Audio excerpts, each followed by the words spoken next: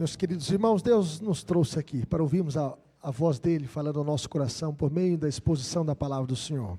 O Conselho da Igreja convidou o reverendo Denuel José de Andrade para trazer a mensagem de Deus ao nosso coração. Foi pastor aqui de 92 a 94, 3 anos, e atualmente é pastor da 10ª Igreja Presbiteriana de Belo Horizonte. Que Deus continue abençoando a vida do reverendo Denuel, e é uma alegria tê-lo aqui conosco nesta noite, que Deus possa usá-lo com graça, sabedoria e poder, em nome de Jesus. Que a graça e a paz do nosso Senhor Jesus Cristo continue reinando nas nossas mentes, nossos corações, reinando no nosso meio. Queridos, uma alegria muito grande poder estar aqui com os irmãos, neste momento em que os irmãos estão celebrando 49 anos de organização da Igreja Presbiteriana no Lindéia. Eu quero agradecer ao Conselho da Igreja, na pessoa do reverendo Marcelo, reverendo Rui, pelo convite que nos foi feito para estarmos aqui com os irmãos hoje, participando dessa grande festa.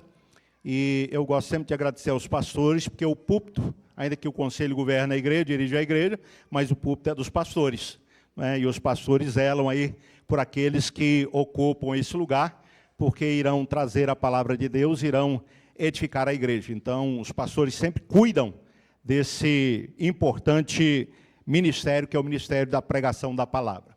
Quero trazer para os irmãos um abraço forte da 10ª Igreja, do Conselho da 10ª Igreja, para o Conselho do Lindéia, também dos irmãos, membros da 10ª Igreja, aqui para os irmãos da Igreja do Lindéia, e os nossos parabéns pelos 49 anos de existência. A 10ª Igreja está um pouquinho na frente. Nós vamos comemorar esse ano 52 anos. A Igreja de Lindéia foi organizada em 76, não é isso? 76, e a 10ª Igreja foi organizada em 73. 10 de junho de 73, foi organizada também como congregação da 5ª Igreja. Então, temos aí essa história em comum. E Deus nos deu o privilégio, irmãos, de no ano de 92 a 94, pastorearmos a igreja do Lindéia. O conselho na época era o senhor Ramos, né? O senhor Ramos, Luamin, Elias Batista, Ziza Maciel e Saulo Nogueira, estava aqui o Saulo, pode esquecer do Saulo não, o Saulo estava firme e forte aqui. Então esse era o conselho da época, trabalhamos juntos aqui, meu primeiro ano, estava iniciando o meu pastorado, e lá já se vão 33 anos. Aqui minha filha nasceu, a Beatriz, mais velha, muitos ainda daqui, estão aqui ainda, conhecem a Beatriz. Depois em Brasília, nasceu meu filho, o Mateus, presente de Deus, ele é autista, grau suporte 3, não verbal e má formação cerebral, uma série de complicações que Deus quis que ele tivesse para a glória dele. Então, se Deus quis, quem somos nós para dizer não? Quem somos nós para rejeitar? E glorificamos a Deus por isso. Então, nós temos os dois, temos a Beatriz, casada com Pedro Henrique, envolvida no trabalho da igreja, no louvor da igreja, cantando, liderando o louvor da igreja, e a Míria também envolvida no trabalho da igreja. Nosso Mateus, ele fica em casa. Como ele tem uma sensibilidade auditiva, ele não consegue muita gente cantando ao mesmo tempo, muito barulho conversando, ele não consegue, ele se morde, ele se debate, então ele tem que ficar em casa. Não é? Então, peço aos irmãos que continuem orando pela nossa família, para que Deus continue nos abençoando. Meus queridos, reverendo Rui, quando ele fez contato, ele me passou a informação de que ao longo desse ano, a Igreja do Lindéia estará trabalhando o tema santidade. É um tema extremamente importante e necessário. Nós somos, como igreja, chamados para vivermos de modo digno da vocação, da nossa vocação. E a nossa vocação como igreja é para vivermos em unidade e para vivermos em santidade. E uma igreja que está unida, e uma igreja que é santa, ela adora, ela exalta, ela glorifica o nome de Deus, ela cuida dos conversos, ela cuida das famílias e ela prega o evangelho, convidando outros adoradores. E essa é a missão da igreja. A missão da igreja é adorar a Deus. Nós fomos criados para adorar a Deus, para glorificar a Deus. Então a missão da igreja é glorificar a Deus, mas não só glorificar a Deus. A missão da igreja é pregar o evangelho, convidando outras pessoas para que também aceitem Jesus, recebam Jesus como seu Senhor e Salvador e venham glorificar a Deus juntamente conosco. Então, aqui nós já temos os irmãos que estão glorificando a Deus, estão convidando outras pessoas, amigos, familiares, para que também venham e se reúnam aqui para glorificarmos a Deus juntos, porque para isso nós existimos, para a glória do nosso Deus. Então, pensando no tema santidade, em oração, Deus colocou no nosso coração e na nossa mente, trazermos para os irmãos o texto de 1 Pedro, capítulo 1, versículos 13 a 16. Eu convido os irmãos para que abram aí as suas Bíblias nesse texto. 1 Pedro, capítulo de número 1, os versículos 13 a 16. Eu vou ler numa versão um pouco diferente da versão da maioria dos irmãos.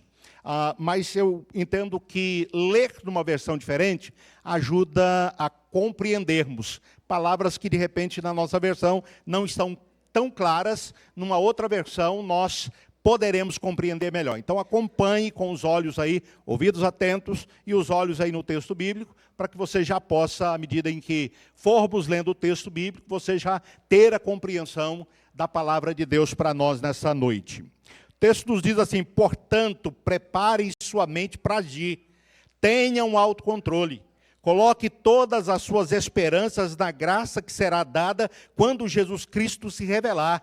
Como filhos obedientes, não se amolde aos desejos perversos que vocês tinham quando viviam na ignorância. Mas assim como aquele que chamou vocês é santo, sejam vocês também santos em tudo o que fizerem. Pois está escrito: sejam santos, porque eu sou santo. Vamos orar? Deus bendito, esta é a tua palavra, palavra viva e eficaz, palavra que, ó Deus, nos ensina, palavra que nos repreende, palavra que nos corrige, palavra que nos educa, ó Deus querido, que penetra o mais íntimo do nosso ser, que tem o poder, que tem a capacidade, ó Deus, de discernir pensamentos, de dividir alma e espírito, juntas e medulas. Esta é a tua palavra, Senhor, e ela nos fala já ao tempo em que nós a lemos. E agora, Deus querido, quando iremos considerar o que ouvimos, ó Pai, do Senhor, que o Senhor nos ilumine, a fim de que não só compreendamos a palavra que acabamos de ler, mas que, acima de tudo, ó Deus querido, pela ação poderosa do Teu Espírito em nós, possamos viver de conformidade com essa palavra. Deus, sabemos que a nossa bem-aventurança não está em apenas conhecermos a palavra do Senhor, mas em vivermos de conformidade com a palavra do Senhor. Deus, nós não devemos ser apenas ouvintes negligentes, mas devemos ser operosos praticantes da palavra do Senhor. Portanto, Pai, tem misericórdia de nós. Nos capacite, então, pela iluminação do Espírito, a compreender e nos encha do desejo, da disposição de viver de acordo com essa palavra, para a glória do Senhor e para a nossa bem-aventurança. Essa é a nossa oração no nome de Jesus. Amém.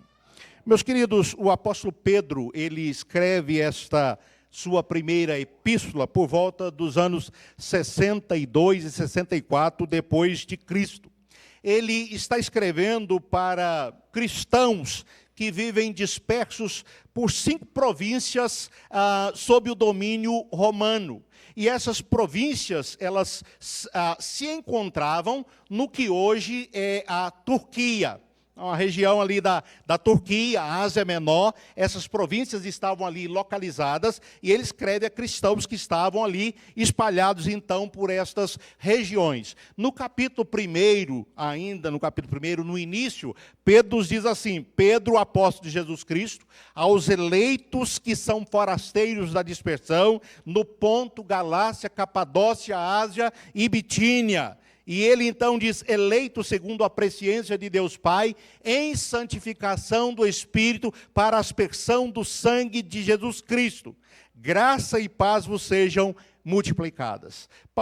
Pedro está escrevendo a esses irmãos com o objetivo de encorajá-los, de fortalecer a fé desses irmãos que estavam enfrentando uma grande perseguição, que estavam passando por grandes dificuldades, por grandes lutas. E é por isso que Pedro, ele, ainda no início da carta, ele, ao falar do fato de que Deus, pela sua misericórdia, ele nos regenerou para uma viva esperança, uma esperança que não murcha, que não envelhece, que não pode ser manchada. Ele diz que essa esperança, ela está guardada para nós nos céus. E ele diz que também nós somos guardados por Deus, pelo poder de Deus, para essa herança que é nossa, que está guardada e nós a receberemos. Essa herança, ele a chama de graça, ele a chama de salvação. Então, esperança, graça, salvação, são termos que falam da nossa salvação,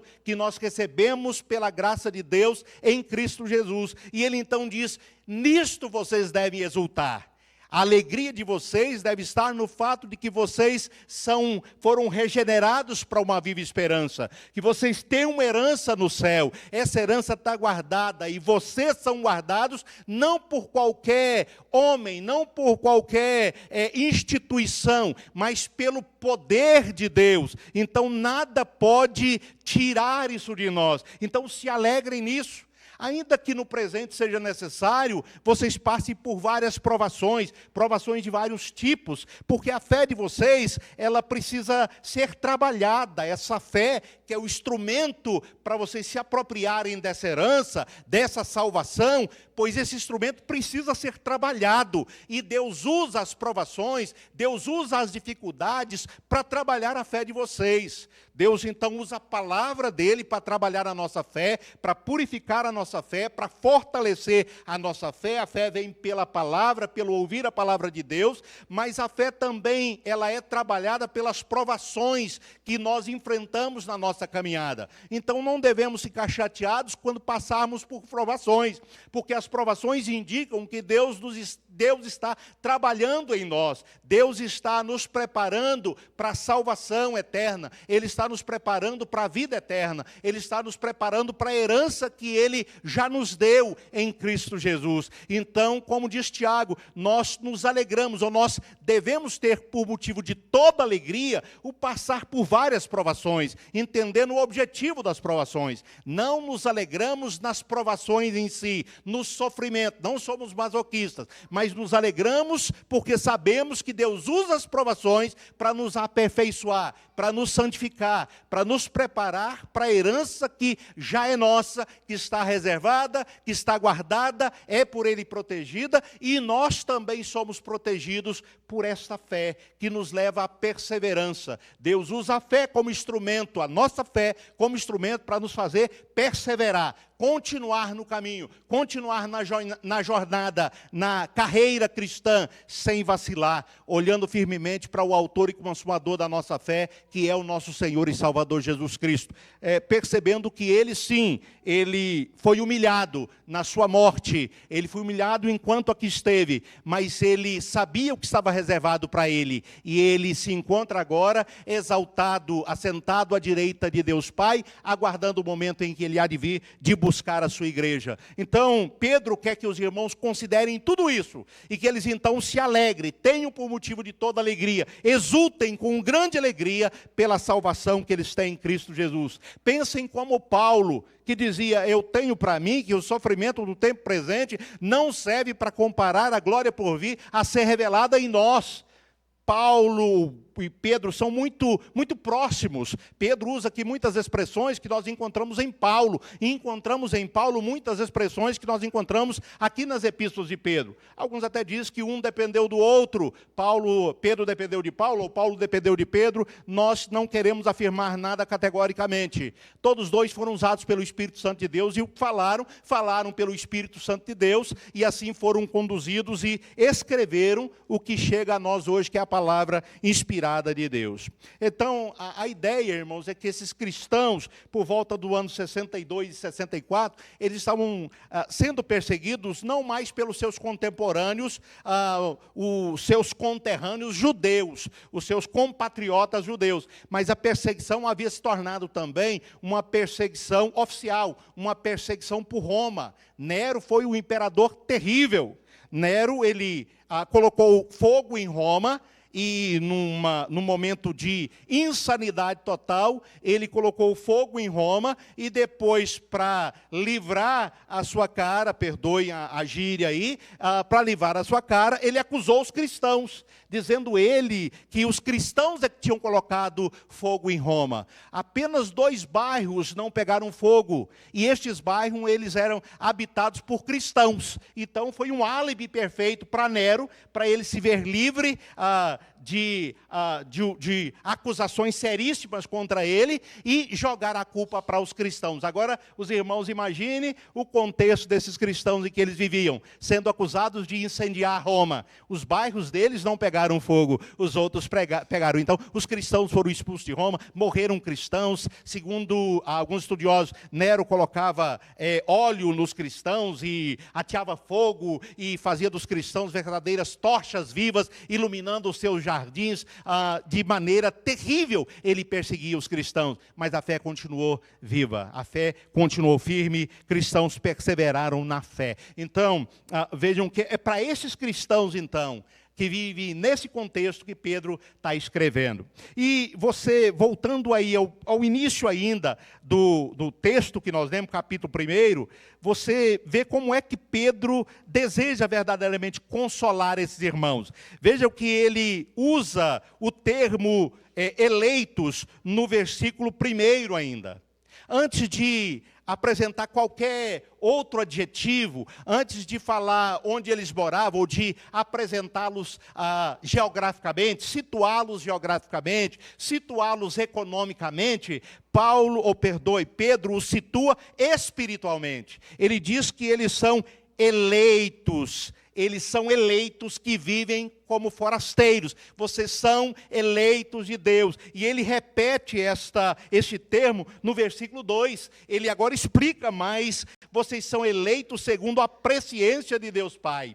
E vocês são eleitos em santificação do Espírito, para a obediência e a aspersão do sangue de Jesus Cristo. Veja que ele fala do Pai, ele fala do Filho e ele fala do Espírito Santo. Ou no contexto que ele fala do Pai, ele fala do Espírito e ele fala do Filho.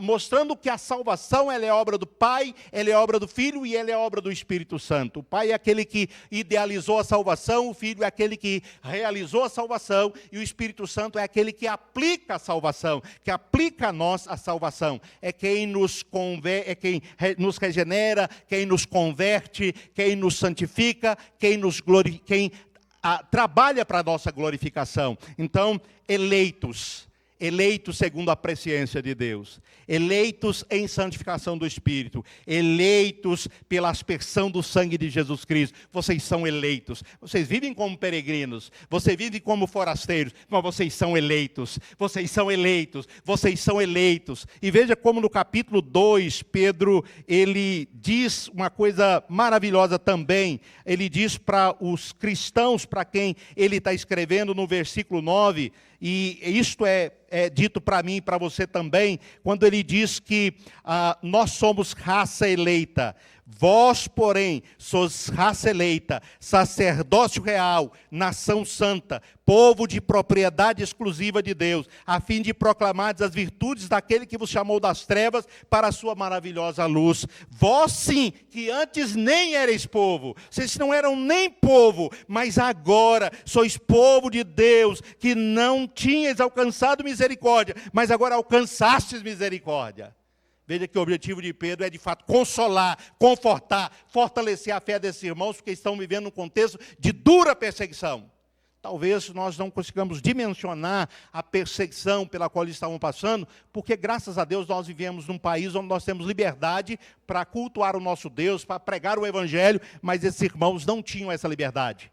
Não tinham essa liberdade e eram duramente perseguidos. Mas depois de então trabalhar com esses irmãos, mostrando para esses irmãos essa grande bênção que eles receberam, ou depois de falar dessa salvação que é um presente de Deus, ele passa a convocar esses irmãos para uma vida digna dessa salvação, uma vida que expresse reconhecimento pela salvação recebida e que agradeça a Deus pela salvação recebida. Então, ele começa aí, versículos 1 a 12, o tema dele é: a salvação, ela é um presente de Deus. Ele aponta, ou ele fala a respeito da fonte da natureza dessa salvação, no versículo 3, depois ele fala da recompensa da salvação, no versículo 4, ele fala da segurança da salvação, no versículo 5, ele fala da alegria da salvação, dos versículos 6 a 9, ele então fala da antiguidade da salvação, nos versículos 10 a 12. Os profetas já falavam a respeito dessa salvação, e os apóstolos então atestam essa fala dos profetas, confirmam essa fala dos profetas, testemunhando da vinda do Salvador, da morte do Salvador, da ressurreição do Salvador, da ascensão do Salvador, da obra realizada por Cristo Jesus na cruz do Calvário, e eles dão esse testemunho do Cristo morto e do Cristo ressuscitado. Como diz Paulo lá em 1 Coríntios, capítulo 15, olha, eu entreguei a vocês um evangelho segundo o qual Cristo morreu pelos nossos pecados e foi sepultado, mas ao terceiro dia ele ressuscitou dos mortos, ele está vivo. Esse era o evangelho pregado por Paulo. A segunda coisa, o segundo tema que o apóstolo vai trabalhar aqui nesse contexto dele, onde ele está trabalhando a ideia da salvação, e depois ele vai falar da santificação, ele fala sobre o estilo de vida. Tendo falado do presente da salvação, Pedro passa a falar do estilo de vida. Os versículos 13 a 25, então o nosso texto está inserido nesse contexto, ele está falando do estilo de vida daqueles que são salvos em Cristo Jesus. Os salvos devem viver em santidade. É isso que ele fala dos versículos 13 a 16, que foram os versículos que nós lemos. Depois ele vai trabalhar a ideia de que os salvos, eles devem viver um temor reverente. Versículos 17 a 21 do capítulo 1. Finalmente ele fala que os salvos, eles devem viver em amor. Os versículos de número 22 a 25. Então, nesse contexto que lemos, ele está trabalhando sobre as implicações da nossa salvação. Fomos salvos, maravilhoso, mas nós não podemos compreender a salvação como algo que aconteceu, e nós podemos ter a certeza dela, e pronto, acabou, não tem mais nada depois disso aí. Mais nada depois disso. Então, nós fomos salvos em Cristo Jesus, temos a passagem para o céu, ficamos agora aguardando a condução para nos levar para o céu. Estamos aguardando ou o avião, ou o trem, ou o ônibus, ou qualquer condução que vá nos levar para o céu, ou que um anjo venha e nos carregue para o céu. E não pensamos no presente, no aqui e no agora. Pensamos no passado, quando Cristo morreu na cruz do Calvário, no nosso lugar, para resolver o problema dos nossos pecados. Pensamos no céu, quando Cristo voltar para nos buscar e para nos levar para o céu. Mas e o presente? E esse momento agora? Parece que é o Timothy Keller, se não me falha a memória, ele fala de uma lacuna que tem no evangelho vivido por muitas pessoas. Eles têm um passado e eles têm um futuro, mas eles se esquecem do presente. Nós devemos viver o presente, e esse presente deve ser vivido com base naquilo que foi feito por nós do passado. Nós devemos olhar sim para o futuro, mas com a esperança, uma esperança que tem como base o passado, que continua motivando o nosso presente e que vai nos fazer entrar no futuro gloriosamente com Cristo Jesus. Temos que viver o presente, e o presente é a santificação. Irmãos, a nossa salvação, por assim dizer, ela tem 3 tempos. Na mente de Deus, no plano de Deus, no decreto de Deus, a salvação, a sua salvação, a minha salvação, ela já é uma realidade. para Deus, eu já estou salvo, você já está salvo. Cristo morreu na mente de Deus, no plano de Deus, no decreto de Deus, antes da fundação do mundo. Ele é o Cordeiro de Deus que morreu por nós antes da fundação do mundo. E nada pode anular isso. Mas é claro que, ainda que isso tenha sido decretado por Deus, e seja uma realidade na mente de Deus, e Deus tenha realizado, trabalhado para realizar esse seu plano, Cristo tenha feito tenha morrido na cruz e o Espírito esteja aplicando, eu e você, nós vivemos no tempo. Nós vivemos no tempo, e então a salvação, ela tem um tempo passado, que nós chamamos de justificação. Nós somos salvos da penalidade do pecado. Nós somos salvos da condenação do pecado, pelo pecado, porque Cristo, Ele se fez pecado por nós, Ele se fez maldito por nós, Ele levou sobre si os nossos pecados, Ele recebeu a punição que nós deveríamos receber no nosso lugar. E Ele pagou a nossa dívida, então nós não devemos mais. É por isso que Paulo, lá em Romanos, capítulo 8, versículo 1, vai dizer que já não há nenhuma condenação para aqueles que estão em Cristo Jesus. Nós fomos justificados, fomos perdoados e declarados justos pela obra de Cristo na cruz do Calvário. Mas nós estamos sendo salvos. Esse é o tempo presente da salvação, que é conhecido como santificação. Se na justificação nós temos a salvação da condenação do pecado, na santificação nós temos a salvação da influência do pecado.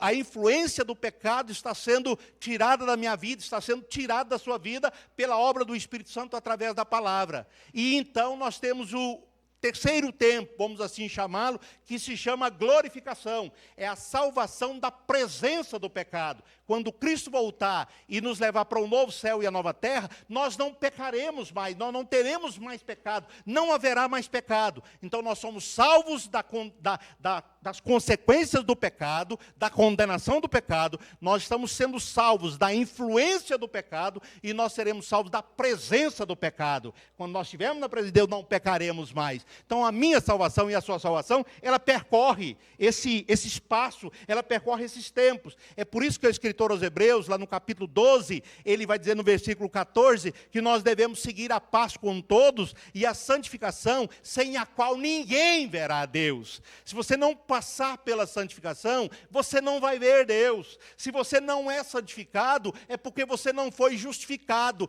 E se você não foi justificado, não é santificado, você não vai ser glorificado. O problema do pecado é resolvido na justificação. O problema da condenação, da dívida, é paga ali. Mas a influência do pecado que continua, ela é resolvida na santificação, onde o pecado ele é mortificado. O Espírito Santo está mortificando cada dia o pecado em nós. E está nos capacitando a nos despir do velho homem e a nos vestir do novo homem. O velho homem que se corrompe, o novo homem que se edifica, um homem espiritual. E devemos então andar no Espírito para não satisfazermos as concupiscências da nossa carne. Paulo fala lá em Gálatas capítulo 5, a partir do versículo 16. Devemos andar no Espírito, conduzidos pelo Espírito. Meu querido, Paulo diz lá em Romanos capítulo 8, versículos 29 e 30, que Deus ele escolheu, e aos que escolheu, a estes ele chamou, e aos que chamou, a estes justificou, e aos que justificou, a estes santificou, e aos que santificou, a estes glorificou. Essa é a obra completa da nossa salvação.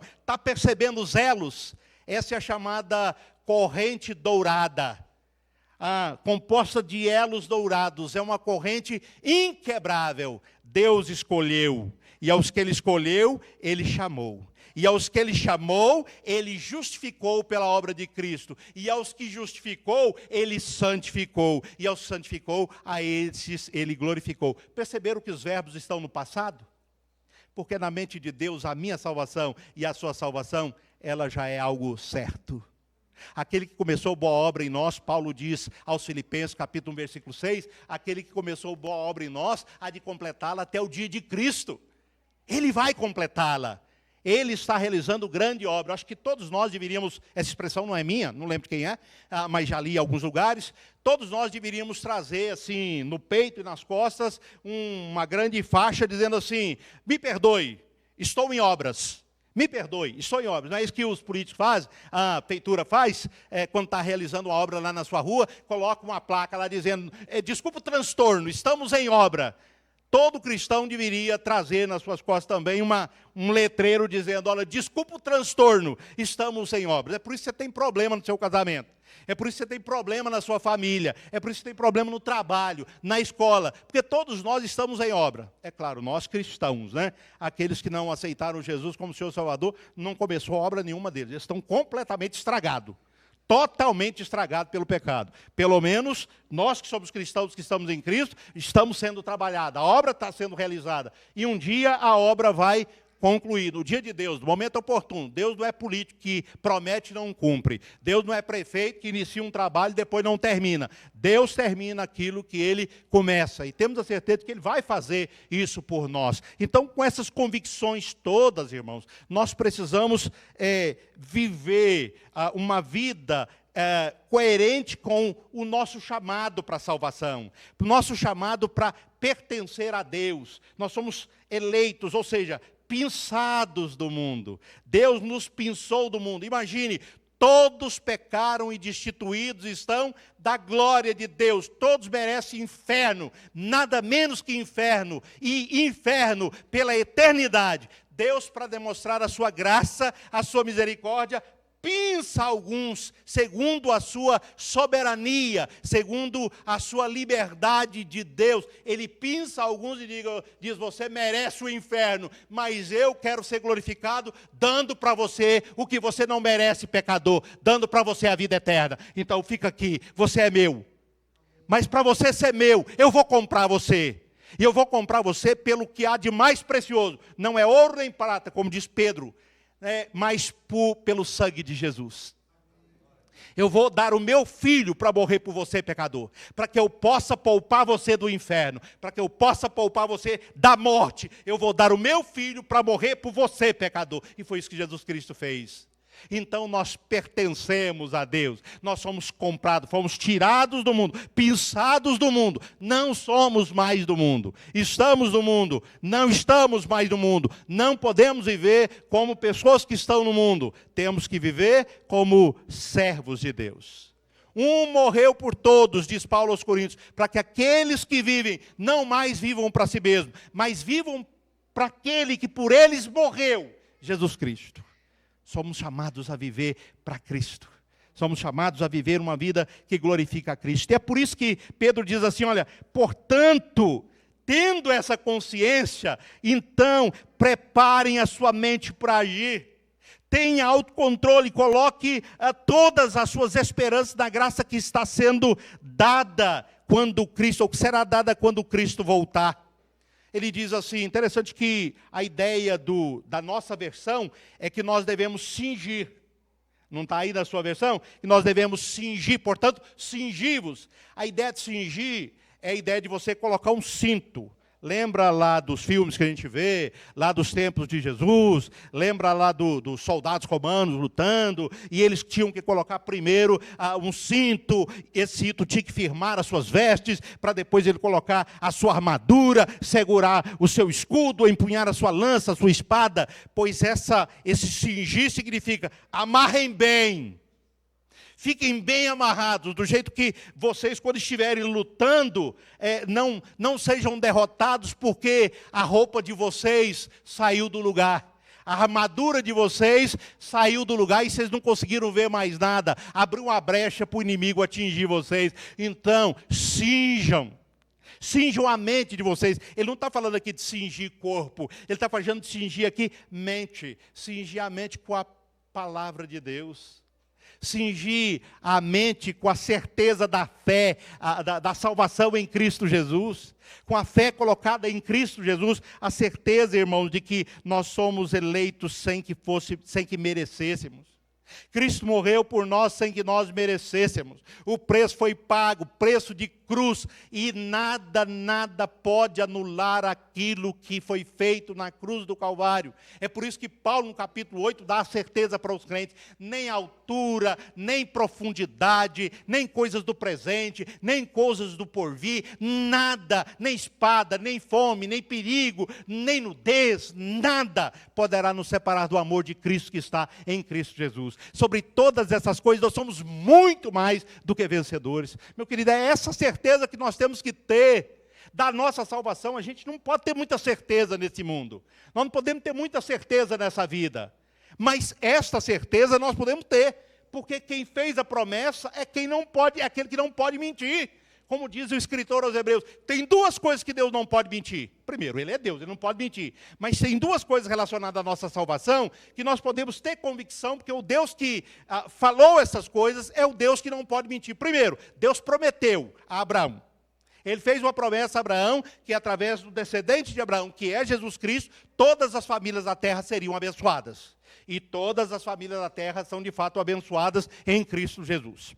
Mas ele não só prometeu. O escritor aos Hebreus diz que ele jurou. E Deus, não tendo ninguém superior a ele por quem jurar, ou nada superior a ele por quem jurar, ele jurou pelo próprio nome dele.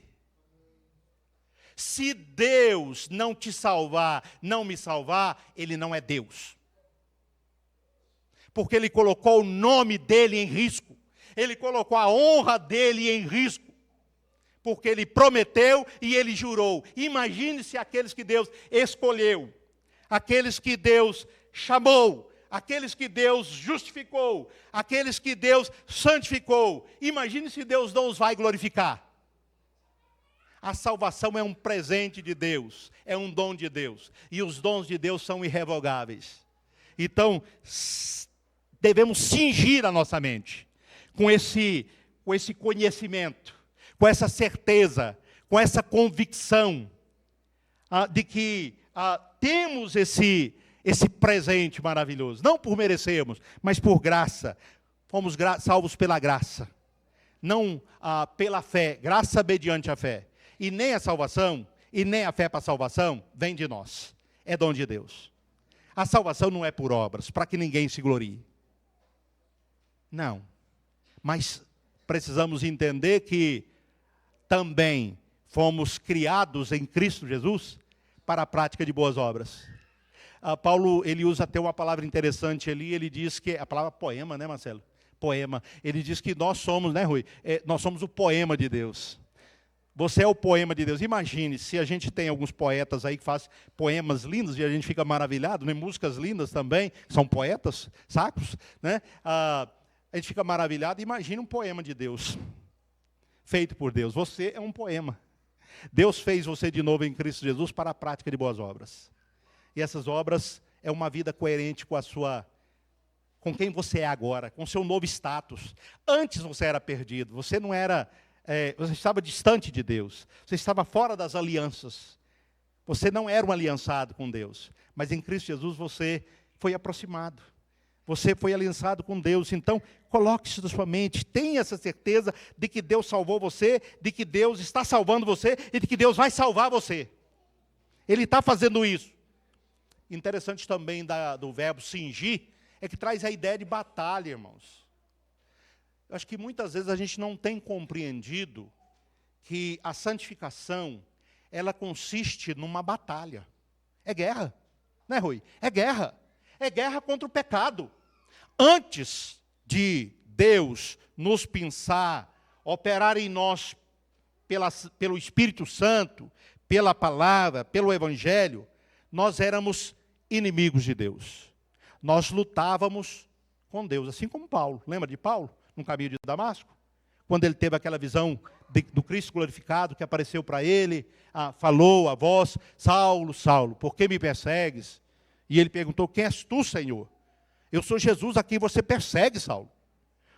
E dura coisa é para você o recalcitrares contra os aguilhões. Você está querendo lutar com Deus? Você é louco. Você está querendo lutar com Deus?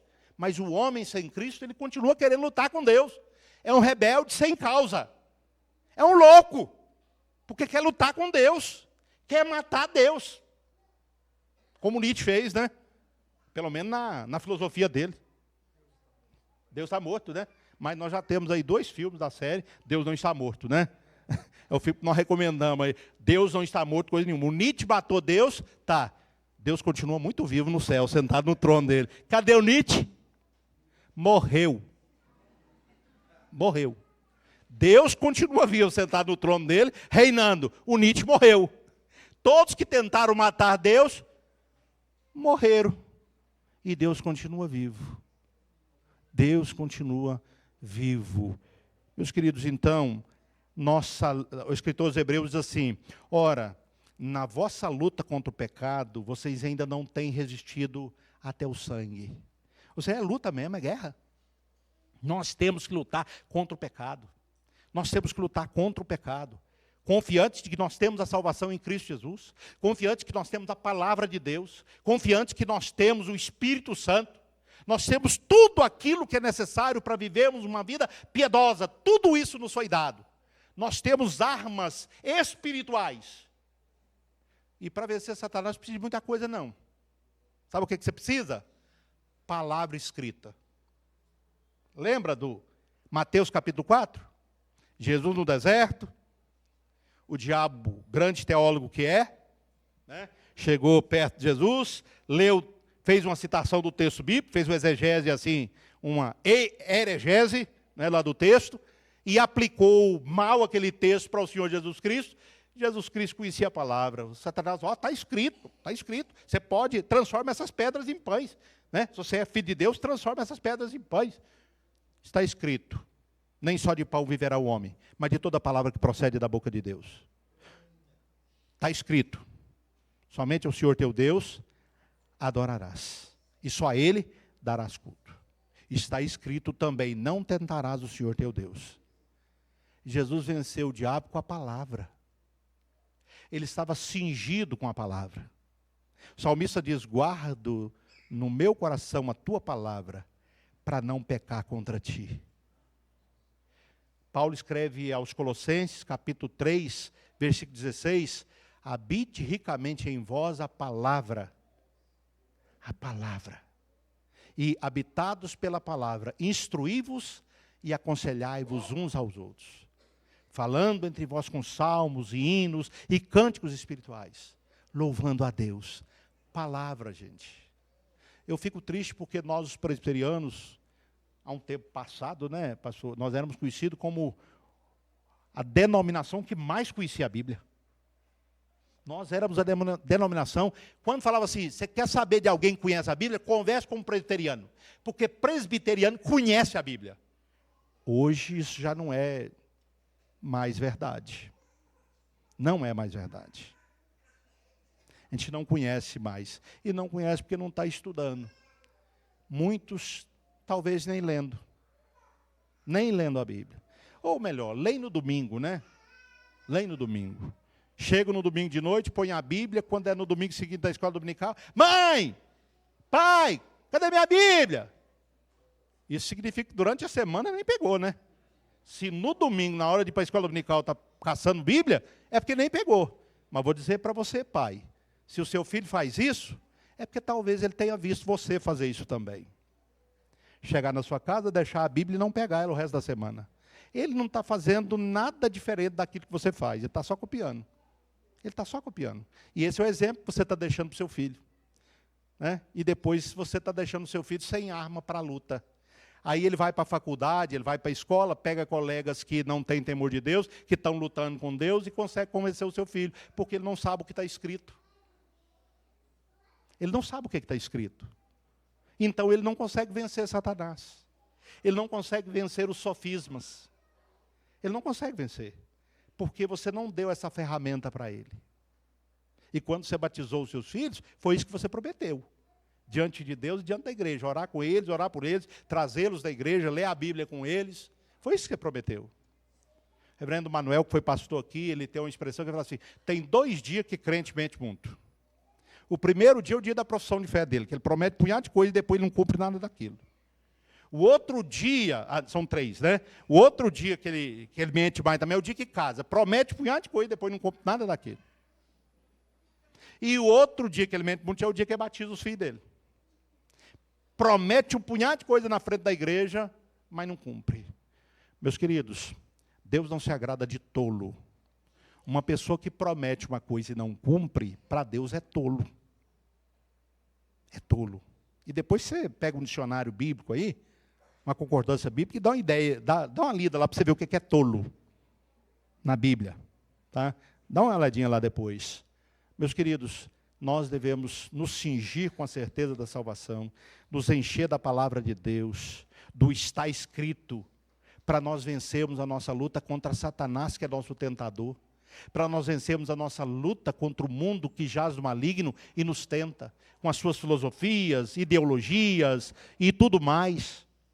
Nós devemos estar cheios da palavra para lutarmos contra a nossa carne. Nós temos 3 inimigos: o mundo, a carne e o diabo. Mas a maioria das vezes a gente pensa que o pior inimigo nosso é o diabo, né? Mas você sabia que o diabo não é o nosso pior inimigo? Ele é nosso inimigo, mas não é o pior. Você sabe quem é o nosso pior inimigo? Somos nós mesmos. Porque Satanás, ele está fora. O mundo está fora. A sua carne está aí dentro de você. Para onde você vai, ela vai com você. E ela se manifesta justamente nos seus... Meu querido, a carne tem o poder, o nosso velho homem, a nossa inclinação carnal, tem o poder de atrapalhar os nossos melhores momentos. A nossa carne, ela joga contra ela mesma. E ela quer satisfação. Então nós precisamos lutar contra esses inimigos. E é isso que Pedro está dizendo. Olha, vocês precisam lutar contra essa inclinação de vocês. Vocês não podem continuar vivendo como vocês viviam antes. A ideia de Paulo também lá no capítulo 6 de Romanos, nós vamos continuar pecando para que a graça de Deus ela se torne ainda mais evidente, né? Porque nós somos salvos pela graça de Deus. Nós éramos pecadores, perdidos, e aí Deus nos salvou por graça. Então, quanto mais nós pecarmos, mais evidência nós colocaremos a graça. Não! Paulo diz, de maneira nenhuma, esse raciocínio é diabólico, é carnal, é mundano. Como é que nós podemos viver no pecado nosso para ele morremos? Meu querido, eu gosto muito de coxinha, não é, Eli? Fazia umas coxinhas, salgadinho maravilhoso, né? Continua fazendo ainda, né, Marcelo? Mas se eu tiver morto, não, Eli pode chegar com aquele salgado dela e oferecer uma coca geladinha, né? Geladinha. Aquele barulho, quando você abre a tampinha da Coca-Cola, assim, deu até vontade, né? Uma coxinha, um salgadinho. Se eu tiver morto lá no meu caixão, não vai adiantar nada você me oferecer salgado, Coca-Cola, nada, não vou levantar de lá. Morto não tem interesse por essas coisas. Ele está morto. Se nós morremos para o mundo, então nós não temos interesse pelas coisas do mundo. Nós não queremos mais pecar. Nós não temos mais prazer no pecado. Não podemos ter prazer no pecado. E veja que ele está dizendo, cinja a mente, cinja o entendimento de vocês. Irmãos, nós somos seres inteligentes.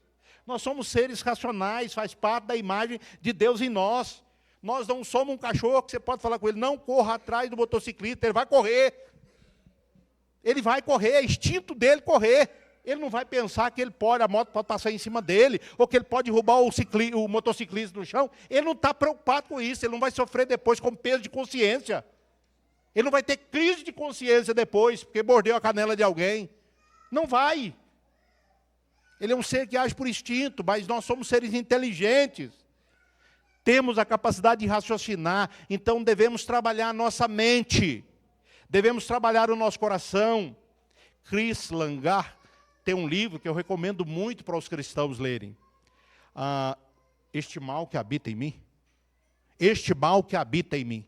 Ele diz que o pecado é um monstro terrível que vem, ataca você. Aí você repreende ele no nome de Jesus. Você está forte, você repreende ele. Ele foge de você. Aí você acha que você matou o pecado, a inclinação pecaminosa. Aí você está tranquilo, andando na rua, bem tranquilo, relaxado, até que de repente o pecado pula nas suas costas outra vez. E ataca você, no seu momento de você estar relaxado.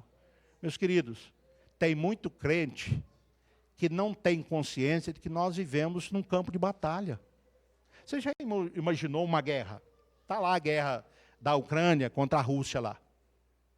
né? Imagine os soldados russos, né, ou croatas, andando ereto, no meio da tiro para tudo enquanto é lado. Tiro para tudo enquanto é lado, e eles andando como se não tivesse acontecendo nada. Bala cruzando para tudo enquanto é lado. Ele vai ser atingido, uma hora dessa, ele vai ser atingido. Porque ele não tem consciência de que ele está no meio de uma guerra. Nós, os cristãos, parece que nós não temos também, ou muitos de nós, que nós não temos essa consciência de que nós estamos em guerra contra o mundo, contra Satanás e contra a nossa carne. Ser salvo em Cristo é ser chamado para a batalha. Nós cantamos, o nosso general é Cristo. Cristo é seu general, mas você está lutando?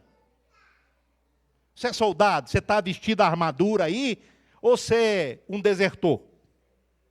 Está lutando lá, só na sua casa? Ou nem na sua casa? Meus queridos, ser salvo significa ser convocado para uma batalha que começa quando nós recebemos Jesus como Senhor e Salvador, uma batalha que acontece na nossa mente, acontece no nosso coração, acontece no nosso homem interior, e que só vai terminar quando Cristo voltar. E o nosso general está aí, nós temos que segui-lo. Temos que estar junto dele, admirando o nosso general, obedecendo às ordens do nosso general. Onde ele pôr o pé, nós pomos o nosso. Quando ele manda fazer, nós fazemos. Não é só cantar o nosso general é Cristo. É muito bonito, é lindo, a letra é linda. Mas ela é realidade da sua vida? Se não é realidade, então não passa de uma mentira. Não passa de uma mentira. Tem que ser uma realidade. A santificação é uma luta. E é uma luta constante. E nós temos que ter a palavra de Deus dentro de nós, cheios da palavra de Deus, para enfrentarmos essa luta, para vencermos essa luta contra esses nossos inimigos terríveis que querem nos afastar de Deus. Meu querido, então, essa é a exortação de Pedro para mim e para você. Ele diz que nós temos que ter consciência de que não podemos viver como filhos da desobediência, porque nós não somos mais filhos da desobediência. Sabe por quê? Porque a ira de Deus, ela está sobre os filhos da desobediência. Se você não é um filho obediente, a ira de Deus está sobre você. Porque a ira de Deus está sobre os filhos da desobediência. Se você não é um filho, diz que é filho de Deus, mas não é obediente, a ira de Deus está sobre você. É por isso que ele diz, como filhos obedientes, não os amoldeis. Lembraram da palavra igual a de Paulo, lá em Romanos capítulo 12, versículo 2? E não vos conformeis com esse século, mas transformai-vos pela renovação da vossa mente, para que experimenteis qual seja a boa, agradável e perfeita vontade de Deus. Transformai-vos pela renovação da vossa mente. A renovação da mente acontece, é obra do Espírito Santo, com a palavra de Deus. Usando a palavra de Deus para renovar a nossa mente. Então, como filhos obedientes, filhos adotivos, mas que têm todo o direito de um filho natural. Deus nos deu esse privilégio, não podemos continuar na desobediência.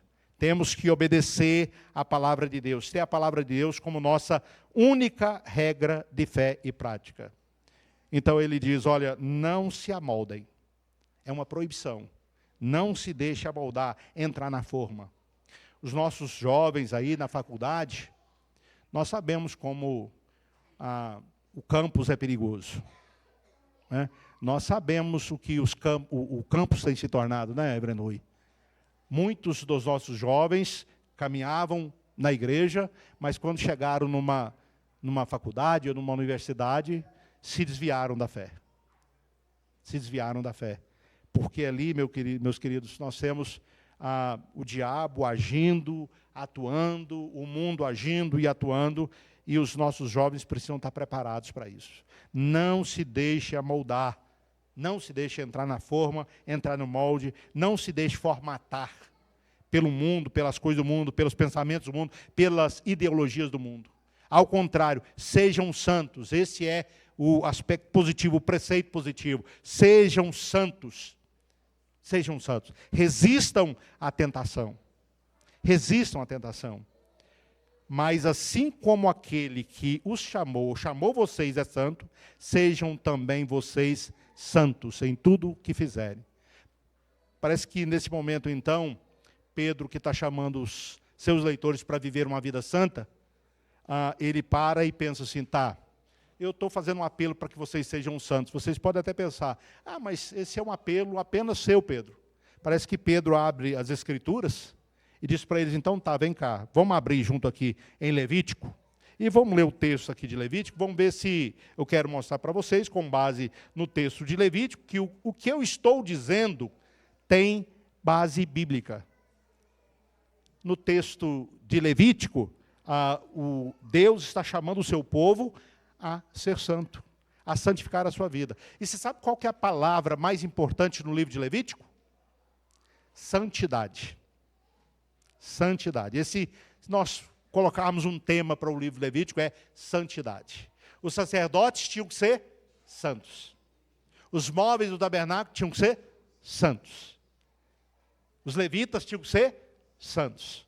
Os animais eram oferecidos, deveriam ser animais sem defeitos. Tudo deveria ser puro. O sacrifício deveria ser puro. As pessoas que ofereciam, realizavam o sacrifício, sacerdotes, levitas, tinham que ser puro. Para que as pessoas que haviam pecado, estavam oferecendo sacrifício pelo seu pecado, pudessem ser perdoadas. Olha o que Levítico 11, 44, 45 diz. Eu sou o Senhor vosso Deus. Portanto, vós vos consagrareis e sereis santos. Por quê? Porque eu sou santo. E não vos contamineis por nenhum enxame de criaturas que se arrasta sobre a terra. Eu sou o Senhor, que vos faço subir da terra do Egito, para que eu seja vosso Deus. Portanto, vós sereis santos, porque eu sou santo. É Deus quem diz, meu querido. Você deve ser santo. Veja que ele diz assim, eu fiz subir da terra do Egito. Sabe o que significa? Salvação, libertação. E Deus está dizendo, eu salvei vocês da condenação do pecado, da morte eterna. Então sejam santos, porque eu, Deus, que salvei vocês, sou santo. Ser santo é ser separado. Ser separado de tudo aquilo que Deus diz que nós devemos nos separar. Não somos nós que escolhemos aquilo do que nos separaremos. É o nosso Deus quem nos diz do que devemos nos separar. No caso aqui, ele estava dizendo animais impuros. Eles não podiam comer animais impuros.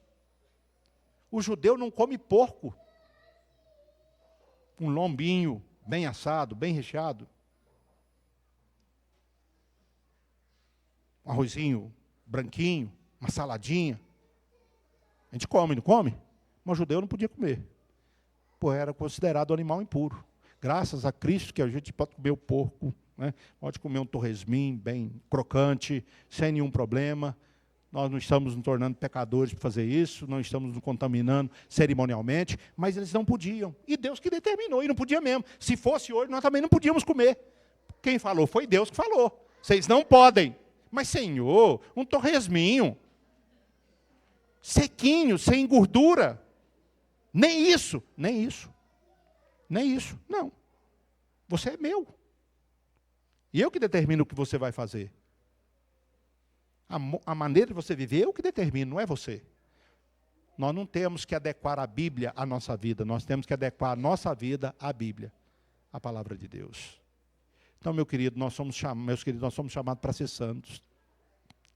O Deus que nos salvou, nos chama para viver santo, separado do mundo, do pecado, da carne, do diabo, de todas as contaminações, e consagrados a Ele, dedicados a Ele. Portanto, consagre, dedique a sua vida. E que ao longo desse ano, trabalhando esse tema, os irmãos possam entender ainda melhor que esse é o chamado do nosso Deus para nós. E o motivo é porque Ele, o nosso Deus que nos salvou, é santo e Ele diz que nós devemos ser santos. Vamos orar? Deus bendito, louvamos, exaltamos, glorificamos o nome do Senhor, porque o Senhor nos salvou, Senhor, pela obra do seu Filho na cruz do Calvário, pelo sacrifício dele, perfeito, ó Deus querido, e pela a obra perfeita dele, cumprindo perfeitamente a lei do Senhor, ó Deus querido, pela obra de Cristo, o Senhor então nos salvou, o Senhor nos perdoou, o Senhor nos declarou justos, O Senhor está, ó Deus querido, nos fez filhos do Senhor. O Senhor está, ó Deus querido, nos santificando e nos preparando para o novo céu e a nova terra. Deus, que o Espírito Santo do Senhor coloque na nossa mente, no nosso coração, essa convicção, Pai. Nada desse mundo, por melhor que seja, pode se comparar, ó Deus querido, àquilo que o Senhor preparou e tem preparado para nós. Nada, Senhor, nada. Que isso possa nos motivar a continuarmos firmes, a lutarmos contra o pecado, a perseverarmos firmes na fé, até aquele dia final, quando receberemos a coroa da vida eterna, quando entraremos no novo céu e na nova terra, onde glorificaremos o Senhor pelos séculos dos séculos. Ó Deus querido, nos dê essa disposição, nos dê, ó Deus querido, essa vontade, esse desejo, e realize essa obra em nós, Senhor, porque o Senhor, ó Pai, que efetua em nós tanto querer como realizar, mas nos capacita a fazer aquilo que nós temos que fazer. O Senhor é o Deus que nos santifica, mas o Senhor nos ordena que nós devemos também nos santificar. Nos capacita, Senhor Deus, para cumprirmos a nossa responsabilidade. Nós oramos no nome de Jesus. Amém.